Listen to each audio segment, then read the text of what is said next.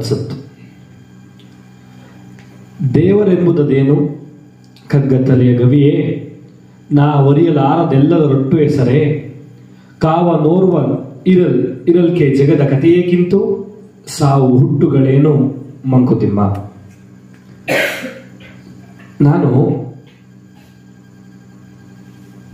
ಇವತ್ತು ಈ ಒಂದು ಮಂತ್ರಮಾಲಾ ಚೈತನ್ಯದ 7ನೇ ದಿನಕ್ಕೆ, ಅದು 3ನೇ ವರ್ಷದ ಮಂತ್ರಮಾಲಾ ಚೈತನ್ಯದ 7ನೇ ದಿನಕ್ಕೆ ನಿಮಗೆಲ್ಲ ಸ್ವಾಗತ ಕೋರ್ತಾ, ಈ ಕಗ್ಗವನ್ನ ಯಾಕೆ ಹೇಳಿದೆ ಅಂತ ಹೇಳ್ಬಿಡ್ತೀನಿ. ಫಸ್ಟು ಇವತ್ತೊಂದು ಘಟನೆನ ಕೇಳಿದೆ, ತುಂಬ ಬೇಜಾರಾಯಿತು. ಏನು ಘಟನೆಪ್ಪ ಅಂದರೆ, ನಮ್ಮ ತಿಪ್ಪೂರವರೇ ಒಂದು 3 ಜನ ವಿದ್ಯಾರ್ಥಿಗಳು, ಕಾಲೇಜು ವಿದ್ಯಾರ್ಥಿಗಳು ಎಲ್ಲೋ ಟ್ರಿಪ್ ಅಂತ ಹೋಗಿ ಅಪಘಾತಕ್ಕೀಡಾಗಿ ತೀರೋಗಿದ್ದಾರೆ. ಆ ಘಟನೆ ಕೇಳಿದಾಗ ಅದು ಗೊತ್ತಿರೋರಾಗಿರ್ಲಿ ಗೊತ್ತಿಲ್ಲದವರಾಗಿರ್ಲಿ, ಆದರೆ ಬಾಳಿ ಬದುಕಬೇಕಾಗಿರ್ತಕ್ಕಂಥ ಯುವ ಸಮಾಜ ಈ ಥರ ಅನಿರೀಕ್ಷಿತವಾದಂತಹ ಆಘಾತಕ್ಕೀಡಾದರೆ ಅದರ ಅರ್ಥ ಏನು ಅಂತ ಈ ಪ್ರಶ್ನೆ, ಈ ಥರದ ಘಟನೆ ನಮಗೆ ಗೊತ್ತಿರೋರಾಗಿರ್ಲಿ ಅಥವಾ ಬೇರೆ ಕಡೆ ಆಗಿರಲಿ, ಯಾವ ಕೇಳಿದಾಗಲೂ ಕೂಡ ಈ ಥರದ್ದು ಒಂದು ಪ್ರಶ್ನೆ ಬರ್ತಾ ಹೋಗುತ್ತೆ. ಯಾಕಿದೆಲ್ಲ ಆಗತ್ತೆ? ಅಥವಾ ಆ ಘಟನೆ ಬಿಡಿ, ನಾವೇನೆ ಸುಮಾರು 3 ವರ್ಷದಿಂದ ಮಂತ್ರಮಾಲಾ ಚೈತನ್ಯನ ಹೆಸರಲ್ಲಿ ವಿವೇಕ ಮಾಲೆಯನ್ನು ಧರಿಸಿ ಒಂದ್ ಕಡೆ ಕೂತ್ಕೊಂಡು ಒಂದಷ್ಟು ವಿಷಯಗಳನ್ನ ಮಾತಾಡ್ತಾ, ಒಂದಷ್ಟು ಹೊಸತನ್ನ ಕಲ್ತ್ಕೊಂತ, ನಮ್ಮ ಜೀವನವನ್ನ ಇನ್ಯಾವುದೋ ದಿಕ್ಕಲ್ಲಿ ರೂಪಿಸ್ಕೊಳ್ಳಿಕ್ಕೆ ಪ್ರಯತ್ನ ಪಡ್ತಾ ಒಂದಷ್ಟು ಮುಂದಕ್ಕೆ ಹೋಗ್ತಾ ಇದೀವಿ. ಅಂದ್ರೆ ಯಾವ್ದು ಸರಿ ಯಾವ್ದು ತಪ್ಪು, ಅಂದ್ರೆ ಈಗ ಸರಿ ತಪ್ಪುನ ಹೆಸರೇ ತಪ್ಪಾಗ್ಬಿಡುತ್ತೆ. ಯಾಕೆಂದ್ರೆ ಇಲ್ಲಿ ಯಾವ್ದು ಸರಿ ಯಾವ್ದು ತಪ್ಪು ಅಂತ ನಿರ್ಧಾರ ಮಾಡಕ್ಕೆ ಈ ಕ್ಷಣ ಯಾರಿಗೂ ಸಾಧ್ಯ ಇಲ್ಲ. ಇವತ್ತಿನ ನಮ್ಮ ಕೆಲಸ ಸರಿನೋ ತಪ್ಪೋ ಅಂತ ಗೊತ್ತಾಗ್ತಕ್ಕಂಥದ್ದು ಸುಮಾರು 50 ವರ್ಷ 100 ವರ್ಷ ಆದ್ಮೇಲೆ. ಅಂದ್ರೆ ಯಾವ್ದು ಸರಿಯಾಗಿದೆ ಅಥವಾ ಯಾವ್ದು ತಪ್ಪಾಗಿದೆ ಅಂತ ಹೇಳ್ಬೇಕಾಗಿರ್ತಕ್ಕಂಥದ್ದು ನಾವಲ್ಲ, ಕಾಲನೇ ಉತ್ತರ ಹೇಳ್ಬೇಕು ಅದಕ್ಕೆ. ಆದ್ರೆ ಈ ಕ್ಷಣಕ್ಕೆ, ಈ ಸಮಯಕ್ಕೆ ಯಾವುದು ನಮಗೆ ಬೇರೆ ಯಾವುದು ತೊಂದರೆ ಮಾಡದೇ ಇರೋ ರೀತಿ ನಡ್ಕೊಂಡು ಹೋಗುತ್ತೆ ಅಂತ ಅನ್ನೋದನ್ನ ಸದ್ಯದ ಮಟ್ಟಿಗೆ ಅದು ತಾತ್ಕಾಲಿಕವಾಗಿ ನಾವು ಒಳ್ಳೇದು ಅಂತ ಕರಿಬಹುದು. ಆದ್ರೆ ಇಂಥ ಘಟನೆ ಆದಾಗ ಯಾವ್ದು ಸರಿ, ಈ ಪ್ರಶ್ನೆ ಕಾಡ್ತಾ ಹೋಗುತ್ತೆ. ಆಗ ಈ ದೇವರನ್ನ ಕಲ್ಪನೆ ಅದು ಎಲ್ಲಾ ಧರ್ಮಗಳಲ್ಲೂ ಎಲ್ಲಾ ಜಾತಿಗಳಲ್ಲೂ ಅವರವರ ಏನ್ ಹೇಳ್ತಾರಲ್ಲ, ನಮ್ಮ ಅನುಕೂಲಕ್ಕೆ ತಕ್ಕಂತೆ ನಮ್ಮನೆ ದೇವರು ಅಂತ. ನಾನೇನು ಊಟ ಮಾಡ್ತೀನೋ ಅದೇ ನಮ್ಮ ದೇವರಿಗೆ ಪ್ರಸಾದ. ನಾನು ವೆಜಿಟೇರಿಯನ್ ಆದ್ರೆ ಅದು ಮೊಸರನ್ನ, ನಾನು ನಾನ್ ವೆಜಿಟೇರಿಯನ್ ಆದ್ರೆ ಅದನ್ನ ಕೊಡ್ತೀವಿ. ಅಂದ್ರೆ ನಾವ್ ಏನ್ ತಿಂತೀವೋ ನಮ್ಮ ದೇವರು, ಈಗ ನನಗೇನೋ ತಿನ್ಬೇಕು ಅಂತ ಅನ್ಸುತ್ತೆ ನಮ್ಮ ದೇವರಿಗೆ ಅದು ಕೊಡ್ತೀವಿ ಅಂತ. ಹಾಗಾದ್ರೆ ದೇವರನ್ನ ಕಲ್ಪನೆ ಏನು?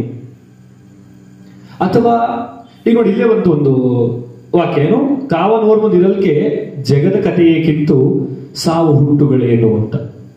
ಕುವೆಂಪು ಒಂದ್ ಕಡೆ ತುಂಬಾ ಚೆನ್ನಾಗಿ ಹೇಳ್ತಾರೆ, ಈ ವಾಟ್ ಈಸ್ ಲೈಫ್, ಬದುಕು ಅಂದ್ರೆ ಏನು ಅಂತಂದ್ರೆ ಅವ್ರು ಹೇಳ್ತಾರೆ, 2 ಆಶ್ಚರ್ಯ ಸೂಚಕಗಳ ಮಧ್ಯೆ ಇರ್ತಕ್ಕಂಥ ಒಂದು ಪ್ರಶ್ನಾರ್ಥಕ ಚಿಹ್ನೆ ಅಂತ.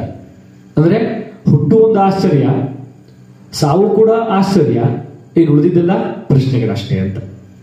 ಅಂದ್ರೆ ಇದೆಲ್ಲ ಯಾಕೆ ಇಷ್ಟೊಂದೆಲ್ಲ ನಾನು ಜಿಜ್ಞಾಸೆ ಕಾಣ್ತಾ ಇದ್ದಪ್ಪ ಅಂತಂದ್ರೆ, ನಾನು ಈ ವರ್ಷದ್ದು ಪರ್ಟಿಕ್ಯುಲರ್ ಆಗಿ 3ನೇ ವರ್ಷದ ವಿವೇಕ ಮಾಲೆ ಶುರುವಾದಾಗಿಂದ ನನ್ನ ತಲೆಯಲ್ಲಿ ಕಾಡ್ತಾ ಇರ್ತಕ್ಕಂಥ ಪ್ರಶ್ನೆಗಳೇ ಅವು.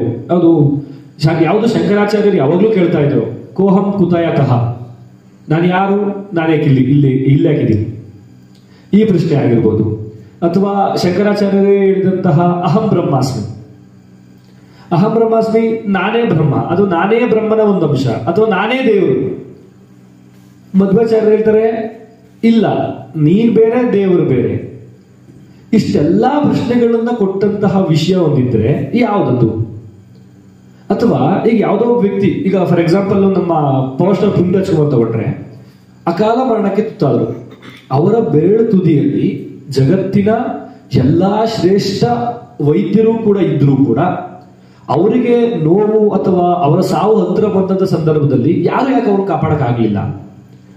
ಅವ್ರು ಸತ್ತಾದ್ಮೇಲೆ ಲಕ್ಷಾಂತರ ಜನ ಅಭಿಮಾನಿಗಳು ಅಲ್ಲೋಗಿ ನೋಡಿ ಕಣ್ಣೀರು ಸುರಿಸಿದ್ದು ಇದೆಲ್ಲ ಹೌದು, ಆದ್ರೆ ಯಾಕೆ ತಡೆಯಕ್ಕಾಗ್ಲಿಲ್ಲ? ಈ ಎಲ್ಲಾ ಪ್ರಶ್ನೆಗಳು ಕೂಡ ಪ್ರತಿಯೊಬ್ಬ ವ್ಯಕ್ತಿಗೂ ಕೂಡ ಕಾಡ್ತಾ ಇರ್ತಕ್ಕಂಥವೆ. ನಾನು ಯಾಕೆ ಈ ವಿಷಯನ ಮುಂದಲೇ ತಗೊಂಡೆ ಅಂತಂದ್ರೆ, ನನಗೆ ಅನ್ನಿಸ್ತಾ ಇದ್ದು ಇದೆಲ್ಲ ಯಾವ ಒಂದು ಹಿನ್ನೆಲೆ ಮೇಲೆ ಕೆಲಸ ಮಾಡ್ತಾ ಇದೆ. ಈಗ ನಾವೆಲ್ಲ ಯಾಕೆ ಸೇರಿದ್ದೀವಿ? ನಾವೇ ಯೂಟ್ಯೂಬಲ್ಲಿ ವಿಡಿಯೋ ಮಾಡ್ತಾ ಇದ್ದೀವಿ, ಅಥವಾ ನಮ್ಮ ವಿಡಿಯೋನ ನೀವೆಲ್ಲ ಯಾಕೆ ನೋಡ್ಬೇಕು, ಅಥವಾ ನಮ್ಮ ಮಾತನ್ನ ಯಾರೋ ಯಾಕೆ ಕೇಳಬೇಕು?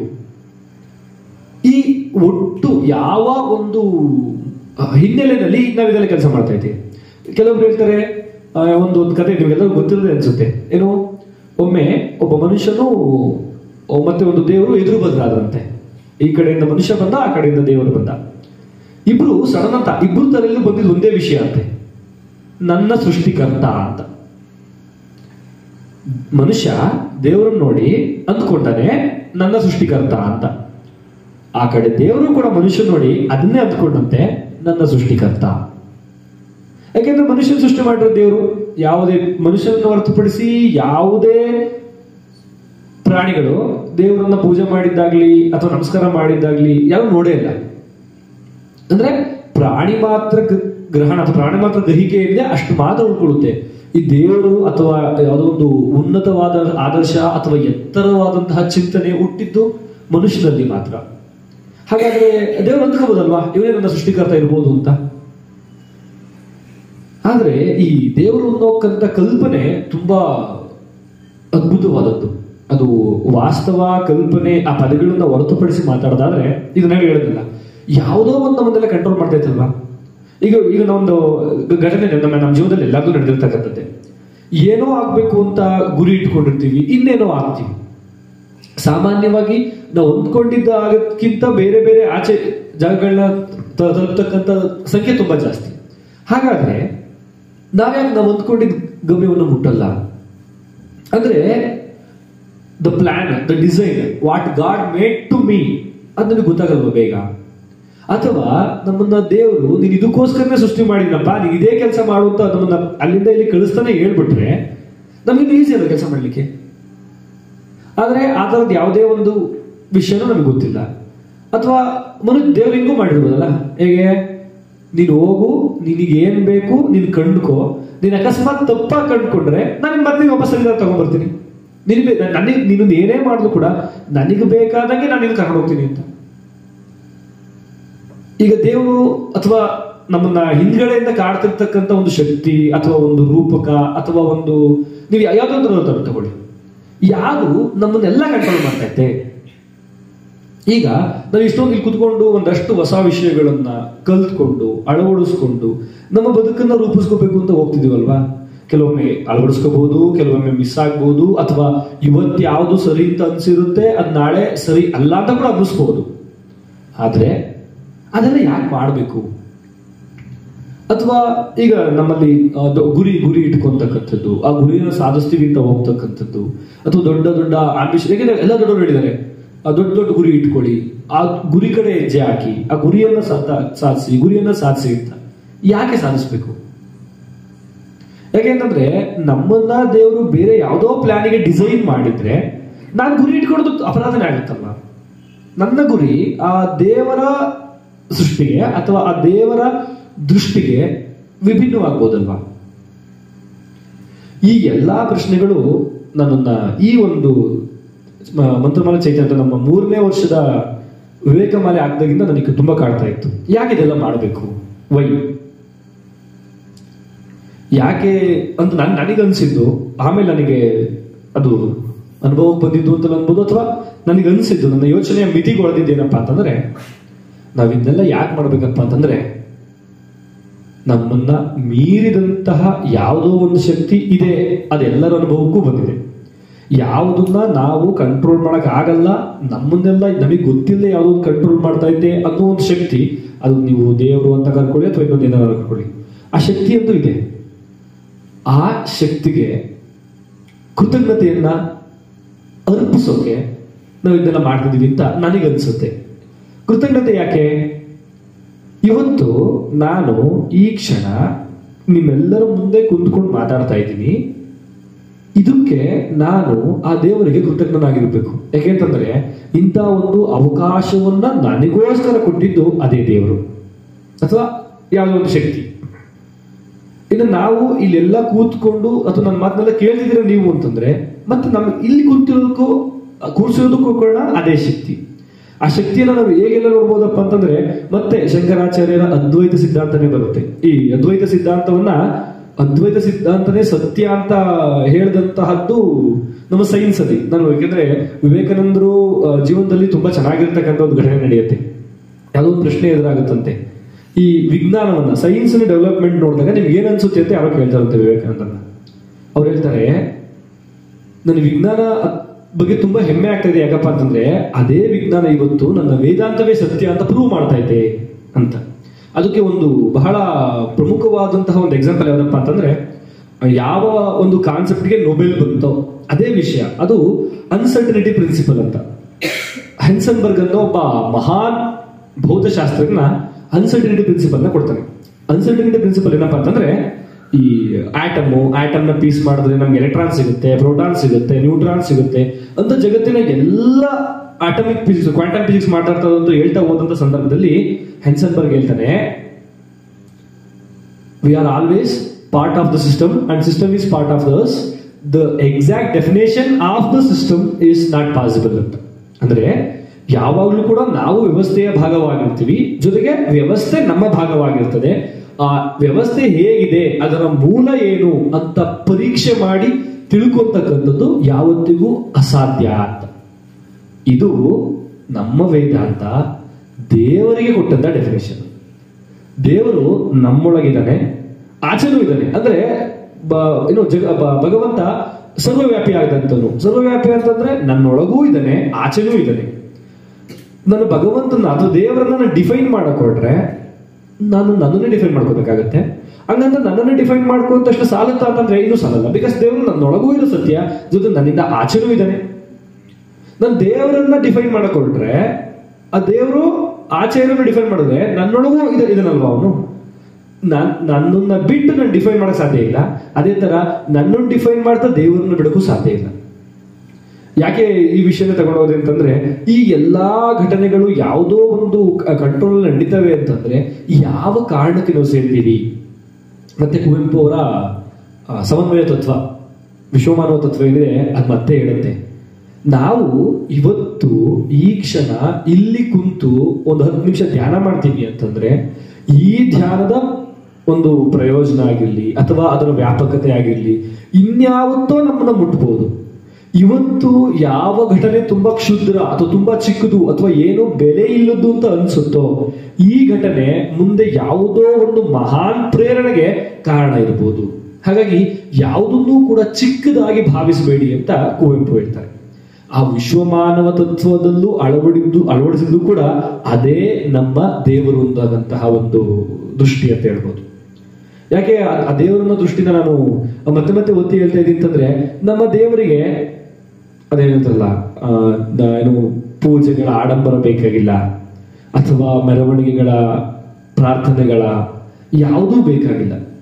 ಆದರೆ ಒಂದನ್ನು ನಾವು ಕೊಡ್ಬೋದು ದೇವರಿಗೆ ಸಾಧ್ಯ ಆದ್ರೆ ಏನಪ್ಪಾ ಅಂತಂದ್ರೆ ಅದು ಒಂದು ಧನ್ಯವಾದ, ಥ್ಯಾಂಕ್ಸ್, ಗ್ರಾಟಿಟ್ಯೂಡ್. ಇದು ನಾನು ದೇವರಂತಂದ್ರೆ ಎಲ್ಲೆಲ್ಲಿ ಕಾಣ್ಲಿಕ್ಕೆ ಸಾಧ್ಯ.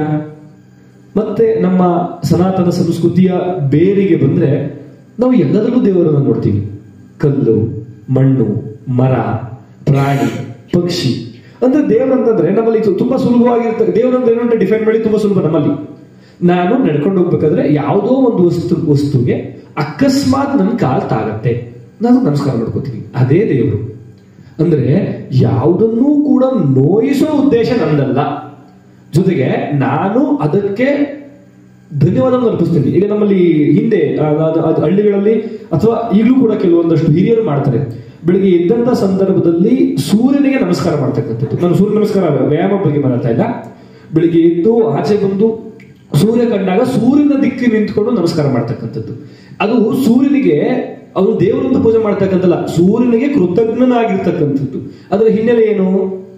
ನಾನು ಇವತ್ತು ಬೆಳಗ್ಗೆ ಎದ್ದಿದ್ದೀನಿ ಅಂತಂದ್ರೆ ಇವತ್ತು ನಾನು ಹೊಸ ದಿನವನ್ನು ಅನುಭವಿಸ್ತಾ ಇದ್ದೀನಿ. ನಮಗೆ ಗೊತ್ತಿದೆ, ಸೈಂಟಿಫಿಕಲಿ ಪ್ರೂವ್ಡ್ ಏನು, ಇವತ್ತು ರಾತ್ರಿ ಮಲಗದಂತಹ ಸುಮಾರು 60,000 ರಿಂದ 80,000 ವ್ಯಕ್ತಿಗಳು ನಾಳೆ ಬೆಳಿಗ್ಗೆ ಎದ್ದೇಳಲ್ಲ. ಅದರಲ್ಲಿ ಇವತ್ತು ನಾನು ಎದ್ದಿದ್ದೀನಿ, ನನಗೊಂದು ಅವಕಾಶ ಕೊಟ್ಟಿದ್ದಾನೆ, ಆ ಅವಕಾಶ ಮಾಡಿಕೊಟ್ಟು ಆ ಬೆಳಗನ್ನ ತಂದು ಕೊಟ್ಟಂತಹ ಸೂರ್ಯನಿಗೆ ನನ್ನ ನಮಸ್ಕಾರ ಅಂತ. ಅಂದ್ರೆ ನಮ್ಮ ಪೂರ್ವಜರು ಎಲ್ಲಾ ಪ್ರತಿ ಸಣ್ಣ ಸಣ್ಣ ವಿಷಯಗಳಲ್ಲೂ ದೇವರನ್ನ ನೋಡ್ತಾ ಇದ್ರು. ಆದರೆ ಅದರ ದೇವರಂದ್ರೆ ಮೂಲ ನನಗನ್ಸಿದ್ದು ಒಂದು ಕೃತಜ್ಞತೆ ಅಷ್ಟೇ. ನಾವು ಪ್ರತಿಯೊಂದು ಅವಕಾಶಕ್ಕೂ ಕೂಡ, ಪ್ರತಿಯೊಂದು ಸಿಚುವೇಶನ್ ಕೂಡ ಕೃತಜ್ಞರಾಗಿರ್ಬೇಕು. ಯಾಕೆಂದ್ರೆ ಯಾರ ಅವಧಿ ಯಾವಾಗ ಮುಗಿಯುತ್ತೋ ಯಾರಿಗೂ ಗೊತ್ತಿಲ್ಲ. ಜೊತೆಗೆ ಆ ವಿಚಾರದಲ್ಲಿ ಎಲ್ಲರೂ ದಡ್ರೆ. ಮನುಷ್ಯ ಎಷ್ಟು ದಡ್ಡ ಅಂತಂದ್ರೆ ಅವನಿಗೆ ನಾಳೆ ಏನು ಅಂತ ಗೊತ್ತಿಲ್ಲ, ಅಷ್ಟು ದಡ್ಡ ಮನುಷ್ಯ. ಯಾರೇ ವಿಜ್ಞಾನಿ, ತತ್ವಜ್ಞಾನಿ, ಏನ್ ಬೇಕಾದ್ರೂ ಆಗಿರ್ಲಿ, ಮನುಷ್ಯ ಅಷ್ಟು ದಡ್ಡ. ಯಾಕೆಂದ್ರೆ ನಾಳೆ ಏನು ಅಂತಂದ್ರೆ ನಾಳೆ ಡಿಸೈಡ್ ಮಾಡ್ಕೊಂತೀವಿ, ಬಟ್ ಡಿಸೈಡ್ ಮಾಡಕ್ಕೆ ಸಾಧ್ಯ ಇಲ್ಲ. ಸೊ ಹಾಗಾಗಿ ನಮ್ಮ ದೇವರಂತಕ್ಕಂತಹ ಮೂಲ ತತ್ವ ಇದೆಯಲ್ಲ, ಕೃತಜ್ಞನಾಗಿರ್ತಕ್ಕಂಥದ್ದು. ಯಾಕೆಂದ್ರೆ ನಾವು ಧ್ಯಾನ ಮಾಡ್ತಾ ಕೂತ್ಕೊಂಡಾಗ ನಮ್ಮಲ್ಲಿ, ಯಾಕೆಂದ್ರೆ ಈಗ ಅಧ್ಯಾತ್ಮ ಮತ್ತೆ ವಿಜ್ಞಾನವನ್ನ ಸಮೀಕರಿಸಿ ಹೇಳೋದಾದ್ರೆ ಎಷ್ಟೊಂದು ಜನ ನೊಬೆಲ್ ತಗೊಂಡಿರ್ತಕ್ಕಂಥ ವಿಜ್ಞಾನಿಗಳೇ ನಮ್ಮ ಮನಸ್ಸು, ಆತ್ಮ ಮತ್ತೆ ದೇವರು ಈ ತತ್ವಗಳನ್ನ ತುಂಬಾ ಚೆನ್ನಾಗಿ ಎಕ್ಸ್ಪ್ಲೇನ್ ಮಾಡಿದ್ದಾರೆ, ಸೈಂಟಿಫಿಕಲಿ ಕೂಡ. ಆದ್ರೆ ಅದನ್ನು ಹೊರತುಪಡಿಸಿ ನಾನು ಈ ವಿಷಯ ಕೇಳ್ತಾ ಇದ್ದೀನಪ್ಪ ಅಂತಂದ್ರೆ, ಒಬ್ಬ ಮನುಷ್ಯ ಸಂತೋಷವಾಗಿ, ನೆಮ್ಮದಿಯಾಗಿ, ಖುಷಿಯಾಗಿ ಇರ್ಬೇಕು ಅಂತಂದ್ರೆ ಅವನ ಮನಸ್ಸಿನಲ್ಲಿ ಹುಟ್ಟಬೇಕಾಗಿರ್ತಕ್ಕಂಥ ಭಾವ ಗ್ರಾಟಿಟ್ಯೂಡ್. ಆ ಗ್ರಾಟಿಟ್ಯೂಡೇ ದೇವರು ನನ್ನ ಪ್ರಕಾರ. ಗ್ರಾಟಿಟ್ಯೂಡ್ ಅಂದ್ರೆ, ಈಗ ನಾನು ಈ ಕ್ಷಣದಲ್ಲಿ ನನಗೆ ಯಾರೋ ಏನೋ ಕೊಡ್ತಾರೆ, ಅಥವಾ ನಾನು ಯಾವುದೋ ಒಂದು ಇಸ್ಕೊಂತಾ ಇದ್ದೀನಿ, ಅದನ್ನ ಕೃತಜ್ಞತೆ ಆಗಿರ್ಬೇಕು. ಈಗ ನನ್ನ ಕೈಯಲ್ಲಿ ಮೈಕ್ ಇದೆ, ಈ ಮೈಕನ್ನ ಯಾರೋ ಒಬ್ಬ ತಯಾರು ಮಾಡಿದ್ದಾನೆ, ಅದನ್ನ ಯಾರೋ ತಗೊಂಬಂದು ಕೊಟ್ಟಿದ್ದಾನೆ, ಅದನ್ನ ಇಲ್ಲಿ ತಗೊಂಬಂದು ಯೂಸ್ ಮಾಡ್ಕೊಂತ ಇದೀವಿ ಅಂತಂದ್ರೆ ಇಷ್ಟು ಜನ ಇದಾರಲ್ಲ, ನಾನು ಅವರೆಲ್ಲರಿಗೂ ನಾನು ಕೃತಜ್ಞತೆ ಆಗಿದ್ದೀನಿ. ನಾನು ಹಣ ಕೊಟ್ಟಿದ್ದೀನಪ್ಪ, ಇದು ನನಗೆ ಸರ್ವಿಸ್ ಕೊಡ್ತಾ ಇದೆ ಅನ್ನೋ ಭಾವನೆ ನನ್ನಲ್ಲಿ ಬರ್ದೇ ಇರೋ ತರ ನೋಡ್ಕೊಂಡ್ರೆ ಅದು ದೇವರನ್ನು ನೋಡ್ತಕ್ಕಂಥ ರೀತಿ ಅಷ್ಟೇ. ಇದು ಯಾಕೆಂದ್ರೆ ಈ ಎಲ್ಲಾ ಘಟನೆಗಳು ಇವತ್ತೇ ನಾನು ಅದೊಂದು ಘಟನೆ ಒಂದು ಹೇಳ್ಬೋದು, ಯಾಕಂದ್ರೆ ಇದೆಲ್ಲರೂ ಗೊತ್ತಿರ್ತಕ್ಕಂಥದ್ದೇ ಘಟನೆ. ಒಬ್ಬ ವ್ಯಾಪಾರಿ ಒಂದು ಹಡಗಿನಲ್ಲಿ ಸಮುದ್ರಯಾನ ಮಾಡ್ತಾ ಇರ್ತಾನೆ. ಇದ್ದಕ್ಕಿದ್ದಂಗೆ ಹಡಗೇನೋ ಆಗಿ ಹಡಗು ನೀರಲ್ಲಿ ಮುಳುಗೋಗ್ಬಿಡುತ್ತೆ. ಅವನು ಒಂದು ಮರದ ದಿಮ್ಮಿ ತೇಲ್ಕೊಂಡ್ಬಿಡುತ್ತೆ. ಆ ಮರದ ದಿಮ್ಮಿ ಮೇಲೆ ತೇಲ್ಕೊಂಡೋಗಿ ಒಂದು ಸಣ್ಣ ದ್ವೀಪದೊಳಗೆ ಸೇರ್ಕೊಂಡ್ಬಿಡ್ತಾನೆ. ಅಲ್ಲಿ ನಿಂತ್ಕೊಂಡು ಅಳ್ತಾನೆ, ಕಿರಿಸ್ತಾನೆ, ಕೂಗಾಡ್ತಾನೆ. ಅದೊಂದು ನಿರ್ಜನವಾದಂತಹ ದ್ವೀಪ, ಅಲ್ಲಿ ಯಾರೂ ಇಲ್ಲ, ಅಲ್ಲಿ ಏನೂ ಇಲ್ಲ. ಒಂದಿನ, 2 ದಿನ, 3 ದಿನ ಅವ್ನು ಸುಸ್ತಾಯ್ತು, ಹಸಿವಾಗಿತ್ತು, ವಿಧಿ ಇಲ್ಲ, ಯಾರು ನೋಡ್ತಾ ಇಲ್ಲ ಅಂತ ಸಂದರ್ಭದಲ್ಲಿ ಅಲ್ಲೇ ಸುತ್ತಮುತ್ತ ಏನೋ ಹುಡ್ಕೊಂಡು ತಿಂದ್ಕೊಂಡು ಶುರು ಮಾಡ್ದ. ಆಮೇಲೆ ನೆರಳಬೇಕು ಅಂತ ಹೇಳಿ ಒಂದು ಚಿಕ್ಕದಾಗಿ ಗುಡಿಸ್ಲು ಕಟ್ಕೊಂಡ. ಅಲ್ಲೇ ಇದ್ದ. 1 ತಿಂಗಳಾಯ್ತು, 2 ತಿಂಗಳಾಯ್ತು, 3 ತಿಂಗಳಾಯ್ತು. ಒಂದು ದಿನ ಅವನು ಕಲ್ಲನ್ನ ತೀಡಿ ಬೆಂಕಿ ಮಾಡ್ಕೊಂಡು ದಿನ ಏನಾದ್ರು ಬೇಯಿಸ್ಕೊಂಡು ತಿನ್ನೋಣ ಏನಾದ್ರು ಸಿಕ್ಕರೆ ಅಂತ ಕಾರಣಕ್ಕೆ ಬೆಂಕಿ ಮಾಡಿ, ದಿನ ಬೆಂಕಿ ಮಾಡಕ್ಕೆ ಬೆಂಕಿ ಪಣ್ಣ ಇಲ್ವಲ್ಲ, ಹಾಗಾಗಿ ಆ ಗುಡಿಸ್ಲಿನ ಒಂದು ಭಾಗದಲ್ಲಿ ಆ ಬೆಂಕಿನ ಹಾಗೆ ಉರ್ಲಿಕ್ಕೆ ಬಿಟ್ಟು ಪ್ರತಿದಿನ ಬಿಡ್ತಿದ್ದ. ಒಂದಿನ ಅದೇ ತರ ಬೆಂಕಿ ಉರಿತಾ ಇದೆ, ಮಧ್ಯಾಹ್ನದ ಸಂದರ್ಭ. ಅವನು ಆಚೆ ಹೋಗಿದ್ದಾನೆ ಏನೋ ಆಹಾರನ ಹುಡುಕೊಂಡ್ ಬರ್ಲಿಕ್ಕೆ. ದೂರದಿಂದ ಇವನು ಗುಡಿಸಿದ್ದ ಕಡೆ ನೋಡ್ತಿದ್ದಾನೆ, ದೊಡ್ಡದಾಗಿ ಬೆಂಕಿ ಎತ್ಕೊಂಡು ಹೋಗ್ತಾ ಇದೆ, ಹೋಗಿ ಕಾಣಿಸ್ತಾ ಇದೆ. ಓಡ್ ಬಂದ ಏನಾಯ್ತು ಅಂತ ನೋಡಿದ್ರೆ ಅವನ ಗುಡಿಸ್ಲು ಹತ್ಕೊಂಡು ಉರಿತಾ ಇದೆ ಜೋರಾಗಿ. ಅವನಿಗೆ ಇನ್ನೂ ಕೋಪ ಜಾಸ್ತಿ ಆಗೋಯ್ತು. ಬೈಯ ಶುರು ಮಾಡಿದೆ ದೇವ್ರನ್ನ. ಅಲ್ಲ ದೇವ್ರೆ, ನನ್ನನ್ನ ಮನುಷ್ಯನೆಲ್ಲ ಬಿಟ್ಟು ಇಲ್ಲಿಗೆ ತಂದಾಕ್ದೆ, ನಾನು ನಿಮ್ ಕರ್ದೆ, ಬೇಡ್ಕೊಂಡೆ, ಕೂಗ್ಕೊಂಡೆ, ಬಾ ನನ್ ಕಾಪಾಡು ಅಂತ. ನೀನೂ ಬರ್ಲಿಲ್ಲ, ಯಾರನ್ನೂ ಕಳಿಸ್ಲಿಲ್ಲ. ಸರಿ, ನನ್ನ ಬದುಕನ್ನು ನಾನೇ ಕಟ್ಕೋತೀನಿ ಅಂತ ಒಂದು ಚಿಕ್ಕ ಗುಡಿಸ್ಲನ್ನ ಕಟ್ಕೊಂಡು ಆ ಗುಡಿಸ್ಲಲ್ಲಿ ಬದುಕಕ್ಕೂ ನೀನ್ ನನ್ ಬಿಡ್ಲಿವಲ್ಲ, ನಿನ್ ದೇವರಲ್ಲ, ಮಹಾನ್ ಕಲ್ಲು, ಕಗ್ಗಲ್ಲು ಅಂತ ಬೈದು ಅದೇ ಕೋಪದಲ್ಲಿ ಮೂರ್ಛೆ ತಪ್ಪಿ ಬಿದ್ದೋಗ್ಬಿಟ್ಟ. ಬಿದ್ದದೇನೆ ಒಂದ್ 2-3 ಗಂಟೆಗಳಾಗಿದ್ದಾವೆ. ಅವ್ನಿಗೆ ಹೆಸರಾಯ್ತು. ಆ ಹೆಸರ ಆದ್ರೆ ಅಲ್ಲೇನೋ ಶಬ್ದ ಕೇಳ್ತು, ಯಾರೋ ಮಾತಾಡ್ತಿರೋದು ಕೇಳಿಸ್ತು. 3 ತಿಂಗಳ ನಂತರ ಮನುಷ್ಯ ಧ್ವನಿ ಆ ಜಾಗದಲ್ಲಿ ಕೇಳಿಸ್ತು. ಇದೇನಪ್ಪ ಹೀಗೆ ಯಾರು ಮಾತಾಡ್ತಿರಲ್ಲ ಅಂತ ಹೆಸರು ಬಿಟ್ರೆ, ಯಾರೋ ನೇವಿದು ಅಧಿಕಾರಿಗಳು ಬಂದಿದ್ದಾರೆ ಅಲ್ಲಿ. ಅವ್ನು ಕೇಳಿದಂತೆ, ನೀನ್ ಯಾಕಪ್ಪ ಇಲ್ಲಿದ್ಯಾ ಅಂತ. ಅವ್ನು ಹೇಳಿದಂತ, 3 ತಿಂಗಳಿಂದ ಇಲ್ಲೇ ಇದ್ದೀನಿ, 3 ತಿಂಗಳಿಂದ ನಾನು ಯಾರು ನೋಡೇ ಇಲ್ಲ.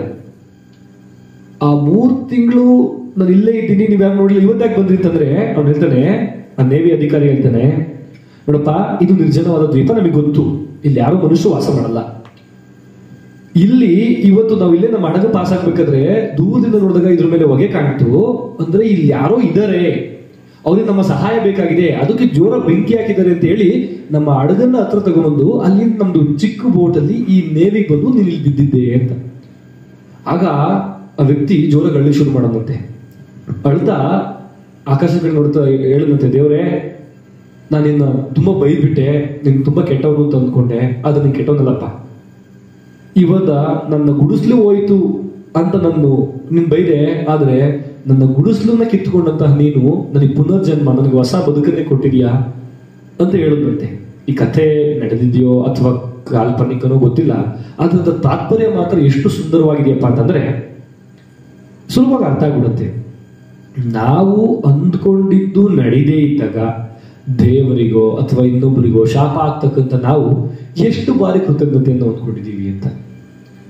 ಯಾವಾಗ ಅದೇ ಸಂಕಟ ಬಂದಾಗ ವೆಂಕಟರಮಣ, ಯಾವಾಗ ನಮಗೆ ನೋವಿದೆ, ಹತಾಶೆ ಆಗತ್ತೆ, ದೇವರನ್ನ ಬೈದು ಅಥವಾ ದೇವರ ಹತ್ರ ಹೋಗಿ ಮಾಡೋದ್ಕಿಂತ ನನ್ನ ಈ ಒಂದು ಪ್ರತಿದಿನ ನಾನು ಪ್ರತಿ ಬೆಳಗ್ಗೆ ನಾನು ಕೃತಜ್ಞತೆಯನ್ನು ಅರ್ಪಿಸ್ತಾ ಹೋದರೆ ಪ್ರತಿಯೊಂದು ಕೂಡ ಆ ಕೃತಜ್ಞತೆಯನ್ನ ಅರ್ಪಿಸ್ತಕ್ಕಂತಹ ಶಕ್ತಿ ನಮಗೆ ಬಂದ್ರೆ, ಆ ಕೃತಜ್ಞತಾ ಭಾವ ನಮ್ಮಲ್ಲಿ ಉಳ್ಕೊಂಡ್ರೆ ನಮ್ಮ ಜೀವನ ನೆಮ್ಮದಿಯಾಗತ್ತೆ, ಸುಖಕರವಾಗಿರುತ್ತೆ ಅಂತ ಹೇಳ್ತಾ ನನ್ನ ಈ ವಿಚಾರಕ್ಕೆ ನಾನು ವಿರಾಮವನ್ನು ನೀಡ್ತಾ ಇದ್ದೀನಿ. ನಮಸ್ಕಾರ. ಎಲ್ಲರಿಗೂ ಕೂಡ ವಿವೇಕಮಾಲಾ ಅಭಿಯಾನಕ್ಕೆ, ಮಂತ್ರಮಾಲಾ ಚೈತನ್ಯಕ್ಕೆ 7ನೇ ದಿನಕ್ಕೆ ಸ್ವಾಗತವನ್ನು ಕೊಡ್ತಾ, ಈ ಹಿಂದಿನ ಟಾಪಿಕ್ ಅಥವಾ ಶೀರ್ಷಿಕೆ ಅಥವಾ ವಿಷಯನೇ ಅಗಾಧವಾದ್ದು. ಅದು ಸಪ್ತ ಸಮುದ್ರಗಳಿಗೆ ದಾಟಿ 7 ಲೋಕಗಳನ್ನು ಮುಟ್ಟಿ ಪಾತಾಳ ಹುಡುಕಿದ್ರು ಕೂಡ ಸಿಗ್ಲಾರ್ದಂತೆ. ಏಕೆಂದ್ರೆ ಸ್ವಾಮಿ ವಿವೇಕಾನಂದರೇ ಹೇಳ್ತಾರೆ ಒಂದ್ ಕಡೆ, ಮನುಷ್ಯನ ಸಾಮರ್ಥ್ಯ ಎಷ್ಟಪ್ಪ ಅಂತಂದ್ರೆ, ಮನುಷ್ಯನಿಗೆ ಅಸಾಧ್ಯವಾದನ್ನ ಸೃಷ್ಟಿಸ್ಲಿಕ್ಕೆ ದೇವರಿಂದಲೂ ಸಾಧ್ಯ ಇಲ್ಲ ಅಂತ. ಅಂದ್ರೆ ದೇವರಿಗಿಂತ ಮನುಷ್ಯನೇ ಗ್ರೇಟ್ ಅಂತ ಯಾವುದೋ ಒಂದು ಅರ್ಥದಲ್ಲಿ ಸ್ವಾಮಿ ವಿವೇಕಾನಂದರು ಹೇಳ್ತಾರೆ. ಸೊ ಇಂತಹ ಸಂದರ್ಭದಲ್ಲಿ ದೇವರನ್ನ ಸ್ವಾಮಿ ವಿವೇಕಾನಂದರು ಹೇಗೆ ನಂಬಿದ್ರು ಅಂತಂದ್ರೆ, ಮನುಷ್ಯತ್ವದ ತುದಿಗೆ ದೇವರನ್ನ ಅಂದ್ರೆ ಇಟ್ಟಾಗಲೂ ಕೂಡ ಮನುಷ್ಯ ಮಾತ್ರದವನೇ ಅತ್ಯುನ್ನತವಾದಂತಹ ವ್ಯಕ್ತಿ ಅನ್ನುವಂಥ ಚಿಂತನೆಯಲ್ಲಿ ಸದಾ ಇಟ್ಟಂತವ್ರು. ಅಂತಹ ವಿಚಾರದಲ್ಲಿ ಅವರ ಸನ್ಯಾಸಿಗೀತೆ ನಮ್ಗೆಲ್ಲರೂ ಜ್ಞಾಪಕ ಬರಲೇಬೇಕು. ಸನ್ಯಾಸಿಗೀತೆಯ ಅಗಾಧತೆಯನ್ನ, ಸನ್ಯಾಸಿಗೀತೆಯ ಒಂದು ಅದ್ಭುತತೆಯನ್ನ ನಾವು ಸುಮಾರು ಗಂಟೆಗಳ ಕಾಲ ವರ್ಣಿಸಿದ್ರು ಕೂಡ ಕಂಪ್ಲೀಟ್ ಆಗಲ್ಲ. ಆದರೂ ಈ ದೇವರು ಎನ್ನುವಂಥ ಕಲ್ಪನೆಗಳಲ್ಲಿ ಆ ಸನ್ಯಾಸಿಗೀತೆಯ ಅರ್ಥ ತುಂಬಾ ಅದ್ಭುತವಾಗಿ ಆಳವಾಗಿದೆ. ನಮ್ಮ ವಿಶ್ವಮಾನವ ಕುವೆಂಪುರವರು ಸದಾ ಹೇಳ್ತಿರ್ತಾರೆ, ಎಂದು ಸಾವಿರಾರು ದೇವರುಗಳನ್ನು, ಕೋಟಿ ದೇವರುಗಳನ್ನು ನೂಕಾಚೆ ಭಾರತಾಂಬೆಯನ್ನ ಪೂಜಿಸುವ ಭಾರ ಅಂತೇಳಿ ಒಂದು ಸಾಲನ್ನ ಹೇಳ್ತಾರೆ. ಅಂದ್ರೆ ದೇಶ ಪ್ರೇಮಕ್ಕಿಂತ ಮತ್ತೊಂದು ದೇವರಿಲ್ಲ, ತಾಯ್ನಾಡಿಗಿಂತ ಮತ್ತೊಂದು ದೈವವಿಲ್ಲ ಎನ್ನುವಂಥ ಚಿಂತನೆಯಲ್ಲಿ ಆಗಿನ ಸಂದರ್ಭದಲ್ಲಿ, ಸ್ವತಂತ್ರ ಬರಕಿನ ಮುಂಚಿನ ಸಂದರ್ಭದಲ್ಲಿ ಹೇಳಿದಂಥ ಘಟನೆ ಇವತ್ತಿಗೂ ಕೂಡ ಪ್ರಸ್ತುತ. ಇತ್ತೀಚಿನ ದಿನಮಾನಗಳಲ್ಲಿ ಆ ಕಲ್ಪನೆನೇ ಒಂದು ರೀತಿಯ ವೈರುಧ್ಯವನ್ನು ಸೃಷ್ಟಿಸುತ್ತೆ. ಯಾಕೆಂದ್ರೆ ನಮ್ಗೆಲ್ಲರೂ ಗೊತ್ತಿದೆ, ಜನವರಿ 22, 2024 ದಿನ ಒಂದು ರೀತಿಯ ವಿಶೇಷ, ಇಡೀ ಪ್ರಪಂಚವೇ ಭಾರತದ ಕಡೆಗೆ ದಾಪುಗಾಲಿಟ್ಟುಕೊಂಡು ನೋಡುವಂತಹ ದಿನ. ಆದ್ರೆ ಭಾರತೀಯರೇ ಫೇಸ್ಬುಕ್ಗಳಲ್ಲಿ, ಟ್ವಿಟರ್ಗಳಲ್ಲಿ, ಟಿವಿಗಳಲ್ಲಿ, ಇನ್ನಿತರ ಪ್ರಚಾರ ಮಾಧ್ಯಮಗಳಲ್ಲಿ ಅದನ್ನು ಅಪೋಸ್ ಮಾಡ್ತಾ ಇದ್ದಾರೆ. ಇಡೀ ಪ್ರಪಂಚ 206 ದೇಶಗಳಲ್ಲಿ 205 ದೇಶಗಳು ಕೂಡ ಸೆಲ್ಯೂಟ್ ಮಾಡಿ ಒಳ್ಳೆ ಕೆಲಸ ನಡೀತಿದೆ ಅಂತ ಹೇಳ್ತಾ ಇದ್ರೆ, ನಮ್ಮವರೇ ಇದ್ಯಾಕೋ ಆ ದುಡ್ಡನ್ನ ಬಡವರಿಗೆ ಕೊಟ್ಟಿದ್ರೆ ಆಗ್ತಿರ್ಲಿಲ್ವಾ, ಅಲ್ಲಿ ಬಳಸುವಂತಹ ಸಾವಿರಾರು ಕೋಟಿಯನ್ನ ಏನೂ ಇಲ್ಲದವರಿಗೆ ಕೊಟ್ಟರೆ ಆಗ್ತಿರ್ಲಿಲ್ವಾ ಎನ್ನುವಂಥ ಚಿಂತನೆಯಲ್ಲಿ ವಿಮರ್ಶಿಸುವಂತಹ ಚಿಂತನೆಗಳು ಬರ್ತಾ ಇದೆ. ಸೊ ಇವನ್ನೆಲ್ಲ ಜ್ಞಾಪಿಸ್ಕೊಂಡಾಗ ದೇವರು ಅಂದ್ರೆ ಏನು ಅಂತ ಮತ್ತೊಮ್ಮೆ ಪ್ರಶ್ನೆ ಬರುತ್ತೆ. ಸೊ ಶ್ರೀರಾಮ ಮರ್ಯಾದಾ ಪುರುಷೋತ್ತಮ, ನಮ್ಮ ಭಾರತೀಯರ ಅಸ್ಮಿತೆ ಅಂತ ಒಂದ್ ಕಡೆ ಆದ್ರೆ, ಮತ್ತೊಂದು ಕಡೆ ನಮ್ಮ ಆಚಾರ ವಿಚಾರ ಚಿಂತನ ಮಂಥನಗಳನ್ನ ಜೀವಂತವಾಗಿರಿಸಲಿಕ್ಕೆ ಒಂದು ಪ್ರತಿಬಿಂಬ ಬೇಕು ಅನ್ನೋದು ಮತ್ತೊಂದು ಕಡೆ ಆಗುತ್ತೆ. ಮೂರ್ತಿ ಪೂಜೆಯನ್ನ ಖಂಡಿಸುವಂತ ವ್ಯಕ್ತಿಗಳು ಕೂಡ ಮೂರ್ತಿ ಪೂಜೆಯನ್ನೇ ಇಷ್ಟಪಡುವಂತ ಚಿಂತನೆ ಇರುವಂತ ದಿನಗಳಲ್ಲಿ ನಾವು ಮಾಡ್ಬೇಕಾ ಬೇಡ ಅನ್ನೋದೇ ಜಿಜ್ಞಾಸೆ ಆಗ್ತಾ ಹೋಗುತ್ತೆ. ಸೊ ರಘು ಹೇಳ್ದಂಗೆ ನಮ್ಮೆಲ್ಲದರ ಒಟ್ಟು ಒಳಿತೆನ್ನುವಂಥದ್ದು ತುಂಬಾ ಚೆನ್ನಾಗಿ ಡಿವಿಜರ್ ಕಗ್ಗದಲ್ಲಿ ಹೇಳ್ತಾರೆ, ಮನುಜನಲ್ಲಿ ಆಗಾಗ ತೋರ್ಪ ಮಹನೀಯ ಗುಣ ಪರಬ್ರಹ್ಮ ರೂಪವುದು ಮಂಕುತಿಮ್ಮ ಅಂತ. ಸೊ ಯಾರ ಮಹನೀಯ ಗುಣ ಯಾರ ಹತ್ರ ಇದೆ, ಯಾರ ಹತ್ರ ಇದೆ ದೇವರು ಅಂತ ಕೇಳಿದಾಗ ಪ್ರತಿದಿನನೂ ಪ್ರತಿಯೊಬ್ಬ ವ್ಯಕ್ತಿ ಹತ್ರ ಇರಲ್ವಂತೆ. ಮನುಜನಲ್ಲಿ ಆಗಾಗ ತೋರ್ಪ, ನೋಡ್ರಿ ಆಗಾಗ ಅಂದ್ರೆ ಯಾವಾಗ ತೋರಲ್ಲ, ಅದು 365 ತೋರಲ್ಲ, ಕೆಲವೊಂದು ಟೈಮಲ್ಲಿ ತೋರುತ್ತೆ. ಆಗಾಗ ತೋರ್ಪ ಮಹನೀಯ ಗುಣ.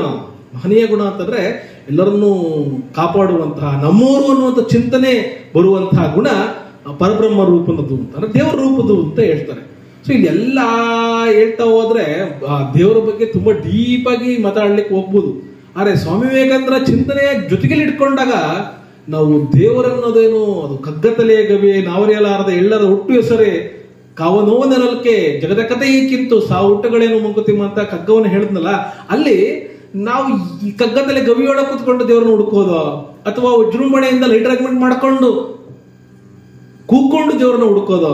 ಇವೆಲ್ಲವನ್ನ ಪ್ರಶ್ನೆ ಮಾಡಿದಾಗ ನಮ್ಮ ಮನಸ್ಸಿಗೆ ಒಂದು ಅಂಶ ಅಂತಿಮವಾಗಿ ಗೋಚರ ಆಗುತ್ತೆ. ಏನಪ್ಪಾ ಅಂದ್ರೆ ದೇವರು ಅಂದ್ರೆ ಏನು ಅಂತಂದ್ರೆ ನಾವು ಅಂದ್ಕೊಳ್ಳುವಂತೆ ನಾವು ಅರಿಯಲಾರದ ಒಟ್ಟು ಹೆಸರು ಅಂತ ಹೇಳ್ಬೋದು. ನಾವು ಅರಿಯಲಾರದ ಅಂತಂದ್ರೆ ನಮ್ಗೆ ಅರ್ಥ ಆಗತ್ತೆ, ಅದನ್ನು ವಿವರಿಸ್ಲಿಕ್ಕೆ ಬರಲ್ಲ, ಭಾವಿಸ್ಲಿಕ್ಕೆ ಬರಲ್ಲ. ಅದಕ್ಕೆ ಒಂದು ಘಟನೆಯನ್ನು ತುಂಬಾ ಅದ್ಭುತವಾಗಿ ಹೇಳ್ತಾರೆ ಸ್ವಾಮಿ ವಿವೇಕಾನಂದರೇ ಒಂದು ಕಡೆ ಹೇಳುವಂಥದ್ದು. ಸ್ವಾಮಿ ವಿವೇಕಾನಂದ ಚಿಕ್ಕ ವಯಸ್ಸಿನಲ್ಲಿದ್ದ ಸಂದರ್ಭದಲ್ಲಿ, ನರೇಂದ್ರನಾಥ ನಾಯಕರ ಸಂದರ್ಭದಲ್ಲಿ ರವೀಂದ್ರನಾಥ್ ಠಾಗೂರರ ಅಪ್ಪ ದೇವೇಂದ್ರನಾಥ್ ಠಾಗೂರ್ ಅಂತ ಅವ್ರ ಬಳಿಗೆ ಆಗಾಗ ಹೋಗ್ತಿರ್ತಾರಂತೆ. ಹೋಗ್ತಾ ಇರ್ಬೇಕಾದ್ರೆ ಅವರು ಕೂಡ ಋಷಿ ಸದೃಶ ವ್ಯಕ್ತಿ.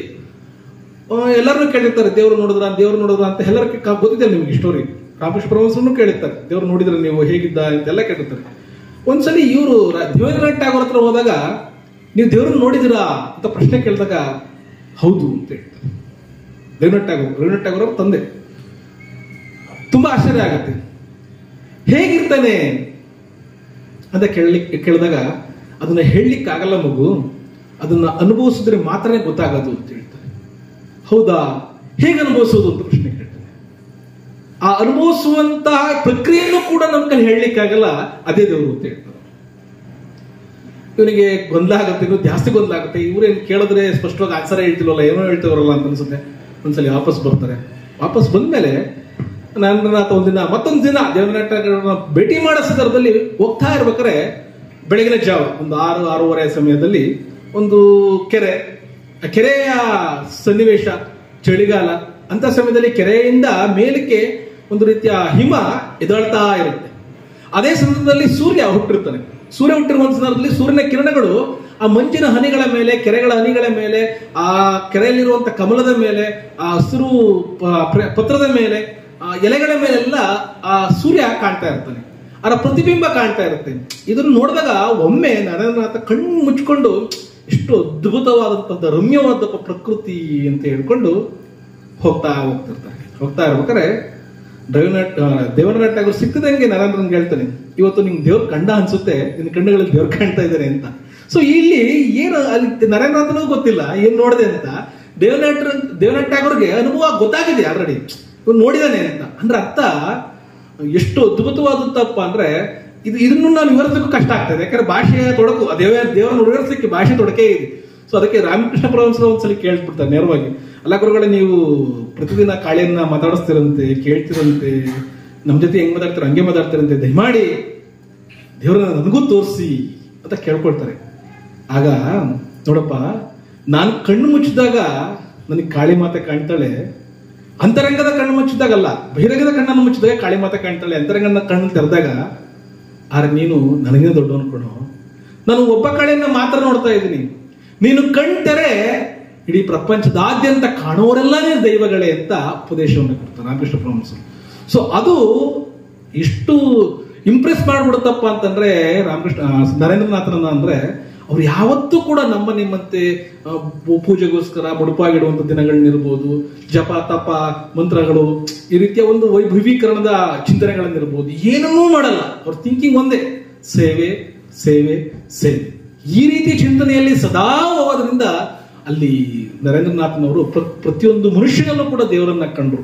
ಸೊ ಅದಕ್ಕೋಸ್ಕರನೇ ಅವರು ಸದಾ ಹೇಳೋದು, ಜೀವ ದಯೆ ಅನ್ನೋದಕ್ಕಿಂತ ಜೀವ ಸೇವೆ ಅತಿ ಮುಖ್ಯ ಅಂತ ಎಲ್ಲರಿಗೂ ಹೇಳ್ತಾರೆ. ಸೊ ಅದಕ್ಕೋಸ್ಕರ ಸ್ವಾಮಿ ವಿವೇಕಾನಂದರ ರಾಮಕೃಷ್ಣ ಮಠಗಳಲ್ಲೂ ಕೂಡ ಇವತ್ತಿಗೂ ಕೂಡ ಇರುವಂತದ್ದು ಏನಪ್ಪಾ ಅಂದ್ರೆ, ಪ್ರತಿಯೋರ್ವರಲ್ಲೂ ಕೂಡ ದೈವವನ್ನ ಕಾಣುವಂತಹ ಚಿಂತನೆಯೇ ದೇವರು ಎನ್ನುವಂತಹ ಚಿಂತನೆಯನ್ನ ಇವತ್ತಿಗೂ ಕೂಡ ಆಚರಿಸ್ಕೊಂಡು ಬರ್ತಾ ಇದ್ದಾರೆ.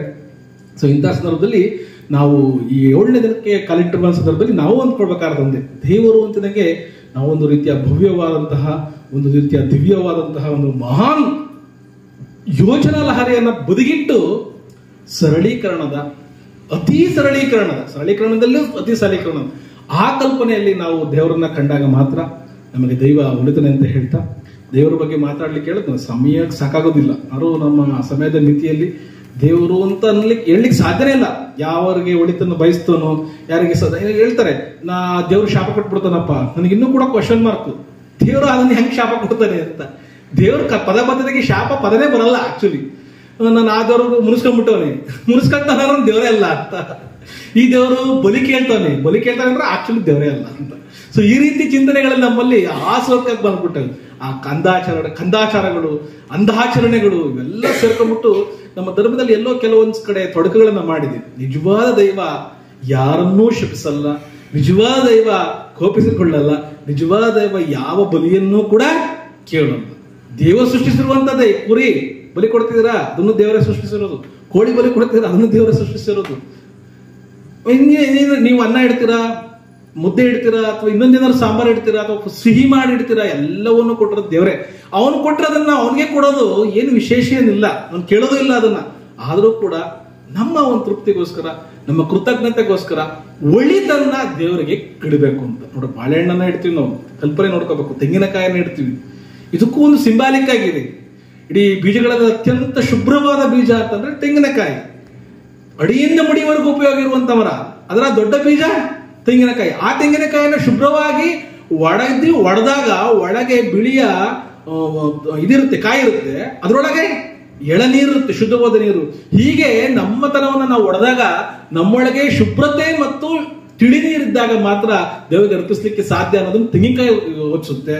ಇನ್ನು ಬಾಳೆಗೊನೆ ಒಂದೇ, ಬಾಳೆಗೊಂದು ಗುರಿ ಇರುವಂತೆ ಬಾಳೆಗೆ ಒಂದೇ ಗೊನೆ ಇರುತ್ತಲ್ವ, ಹಾಗೆ ಗೊನೆ ಎಷ್ಟೇ ಇದ್ರೂ ಕೂಡ ಬಾಗಿರುತ್ತೆ. ಸೊ ಬಾಗುವ ಗುಣವಿರುವಂತ ಹಣ್ಣನ್ನ ದೇವ್ರಿಗೆ ಯಾಕಪ್ಪ ಅರ್ಪಿಸ್ತೀವಪ್ಪ ಅಂದ್ರೆ, ನಾವು ಕೂಡ ಬಾಗುವ ಗುಣ ಇರುವ ಹಣ್ಣಿನಂತೆ ನಾವು ಸದಾ ದೇವರಿಗೆ ಬಾಗ್ಬೇಕು ಅಂತ. ಸೊ ಈ ರೀತಿಯ ಬಾಳೆಹಣ್ಣು ಮತ್ತು ತೆಂಗಿನಕಾಯಿಯ ಒಂದು ಮಂತ್ರದ ಚಿಂತನೆಯನ್ನ ಮಾಡಿದರೆ ಹೊರತು ಅನ್ಯತಾ ನಾವು ಯಾಕೆ ಸೇವನೆ ಇಡಬಾರ್ದು, ನಮ್ಮ ಕ್ವಶನ್ಗಳು ತುಂಬಾ ಇರ್ತವೆ, ನಮ್ಮ ಪ್ರಶ್ನೆಗಳಿಗೆ ಇದನ್ನ ಯಾಕೆ ಇಡಬಾರ್ದು ಅಂತ. ಸೊ ಇವೆಲ್ಲವನ್ನ ಬದಿಗಿತ್ತು ದೇವರ ಧ್ಯಾನವನ್ನ ಯಾವುದೇ ಕಟ್ಟುಪಾಡುಗಳಿಗೆ ಒಳಪಡಿಸದೆ ಸದಾ ಎಲ್ಲಿ ಒಳಿತಿರುತ್ತೋ ಅಲ್ಲಿ ದೇವರಿರ್ತಾನೆ ಅಂತ ಒಂದು ಚಿಂತನೆಯನ್ನ ಮಾಡ್ತಾ ನಾಳಿನ ದಿನದ ವಿಚಾರ ಮಂಥನಕ್ಕೆ ಸ್ವಾಗತವನ್ನು ಕೊಡ್ತಾ ಇಲ್ಲಿಗೆ ಇವತ್ತಿನ ವಿದ್ಯವನ್ನು ನಿಲ್ಲಿಸ್ತಾ ಇದ್ದೀನಿ. ಜೈ ಹಿಂದ್, ಜೈ ಕರ್ನಾಟಕ.